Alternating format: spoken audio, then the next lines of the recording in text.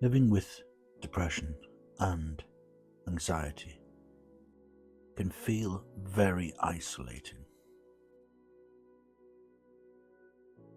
Tonight it's one of those nights where I feel very isolated. And what I mean by that is that I feel that I'm the one that's going through this. No one else knows what it's like. And I'm still beating myself up in trying to say to myself, snap out of it. You should be able to get over it.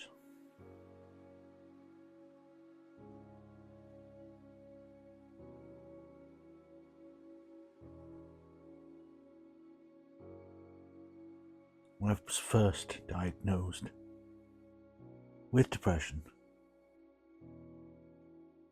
it seemed that no one would understand. I keep having these dreams of my past and stuff that most likely I didn't resolve. I wish I could just skip over this part and just say to myself, okay, let's get through this bit. Let's move on. And then when you're feeling like that, and in that sort of isolation, it gets frustrating because you know it's happening. You know you're feeling very low. But I get frustrated because I kept thinking, like, that's it. Okay, I'm done with this now. And one of the things, you hear about mental health is being kinder to yourself. And I've said that to a lot of people. Just be patient with yourself. And I'm the worst person to take that advice. Because my past, it's always been from my parents in my ear, you should be doing this, you should be doing that.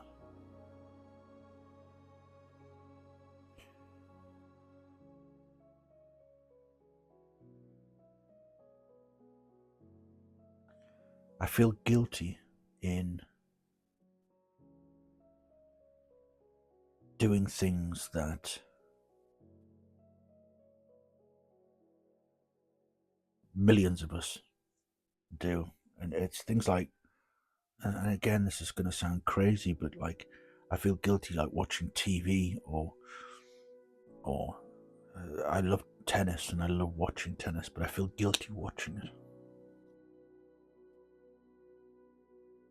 Because again, that sort of inner monologue says to me, you should be doing something more important. I look back and I've recorded a few YouTube videos and I think, oh, that's not good enough. That's rubbish. Because I thought I'd, doing this and putting some sort of effort into something while I'm out of work at the moment, it's just helped me to process the next part of life. And even then I'm still criticizing myself. I always said, to any other people, if you need, to talk, please do. Please ring me, please text me, when anytime. But being kind to myself is so frustrating. Really frustrating. Because I'm so useless at it. I've been having problems for years now with my knees. Obviously being fat, overweight, and my age as well. and I've got to go to the hospital tomorrow. And one of the things that frustrates me really greatly is that, you know, you can, because I don't have a car. I do drive, but I'll tend to walk everywhere. That, you know, that it's limiting because the pain's so bad, and popping painkillers like they're Smarties, it doesn't exactly do well for like a long-term sort of thing. And they've said it's, you know, arthritis, osteoarthritis. So, you know, basically they're worn down. I mean, that doctor first said about, you know, knee replacement. I thought, bloody hell, just gone from like me having a really bad pain to knee replacement. I was like, no. So hopefully tomorrow might be better, because gone through all the sort of processes that medical people will advise, you know, cold compress, hot compress, support bandages, taking ibuprofen to stop the swelling, resting, doing all that. And it does give some sort of like, you know, short relief, but I've been waking up in the middle of the night with pains in my knees. If anybody's like suffered from like that, or back problems, which I've had back problems as well, and you know how frustrating it could be, because again, you just, if you don't feel great about things, you just want it to be over. I mean, even got ibuprofen gel as well.